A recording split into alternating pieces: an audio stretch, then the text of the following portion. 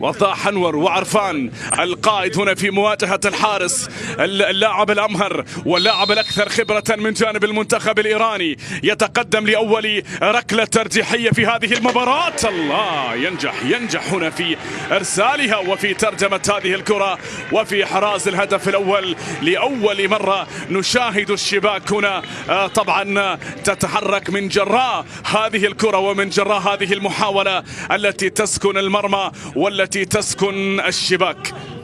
إذن ركلة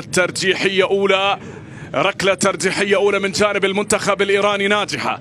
الآن الدور على اليمن والدور على أنور الطريقي، أمهر لاعب وأفضل لاعب في عناصر المنتخب اليمني، بل من أفضل اللاعبين، لكي لا تكون الأفضلية حصرا وحكرا لهذا اللاعب أنور الطريقي. فجيل اليمن كله يفخر به ويفاخر، لكن يا أنور يا الطريقي يتقدم الآن لمصلحة المنتخب اليمني. الله الله الله الله الله يا أنور يا الطريقي، على الهدوء، على الروعة، على الحرفنة هنا في مسألة إرسال هذه الكرة وفي مسألة طبعا إحراز الهدف الأول لمصلحة المنتخب اليمني. ركلة ترجيحية ناجحة من جانب أنور الطريقي، وضع الكرة كما ينبغي. يا سلام يا سلام يا أنور يا الطريقي، يا سلام يا أنور يا الطريقي على كرة وعلى محاولة هنا وعلى ركلة ترجيحية تسكن المرمى. هنا ركلة ترجيحية من جانب المنتخب الإيراني.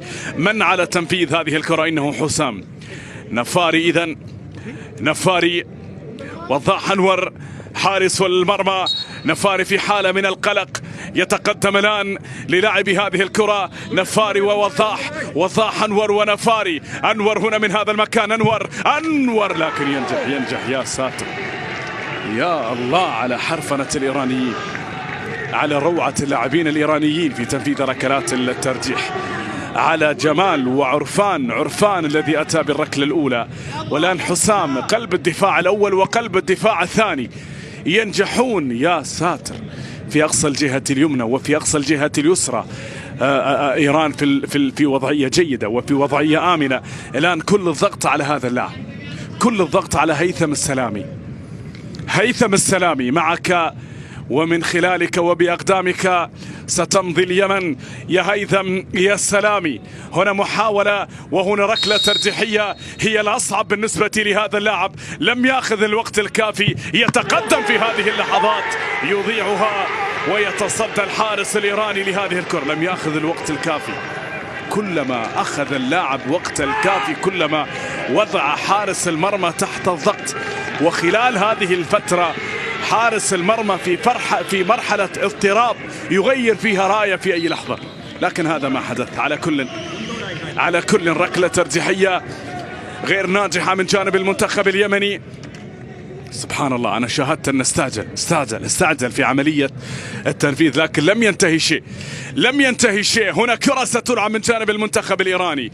وضاح أنور لم يأتي إلى حد هذه اللحظة، لم يتصدى لأي ركلة في هذه الكرة. وضاح هنا من هذا المكان يتقدم لمنتخب إيران. إنه الله الله الله الله على المنتخب الإيراني. نجاح كبير هذه المرة يأتي اللاعب البديل وينجح في إحراز الركلة الترجيحية، وهو إسماعيلي يسجل. إسماعيلي قيلزادة يسجل هنا بطريقة رائعة على يسار حارس المرمى. هذه أصعب ركلة في المباراة، أصعب كرة في المباراة من جانب اللاعب اليمني المتقدم في هذه اللحظات. إنه عصام. الله، أجمل ركلة ترجيحية في هذه المباراة، أجمل ركلة ترجيحية في هذه المباراة.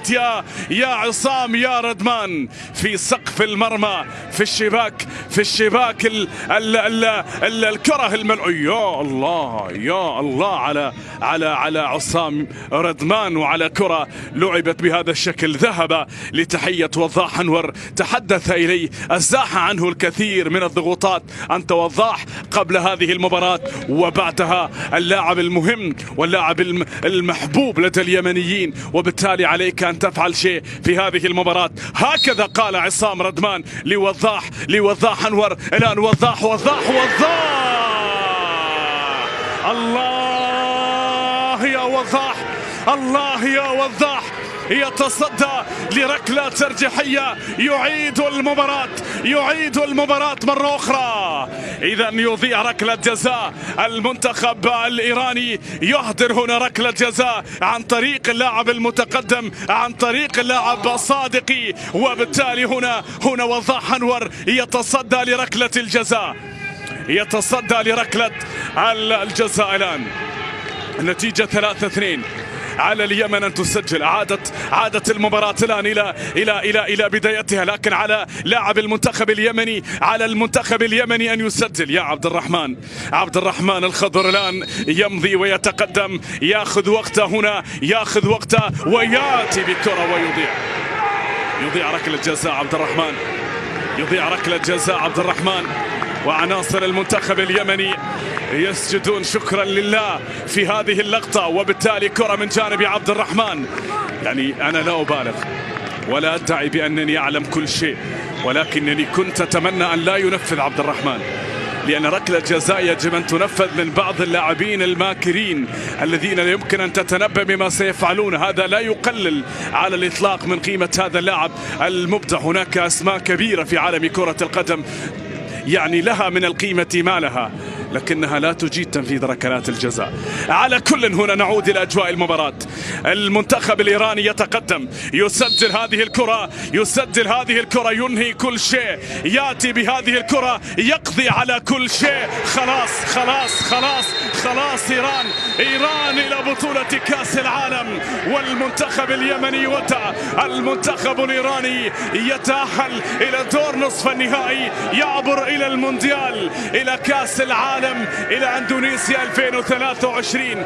مبروك للمنتخب الإيراني، حظ أوفر لليمن، لكل اليمن، لمنتخب اليمن، للشعب اليمني، لكل من شاهد وتابع هذه المباراة. حظ أوفر في قادم المواعيد بحوله تعالى. كانت مشاركة في غاية الروعة وللتاريخ من جانب المنتخب اليمني، فعل فيها كل شيء واقترب من صناعة حلم للمنتخب اليمني، يعيد من خلال ذلك الحلم الذي كان في فنلندا.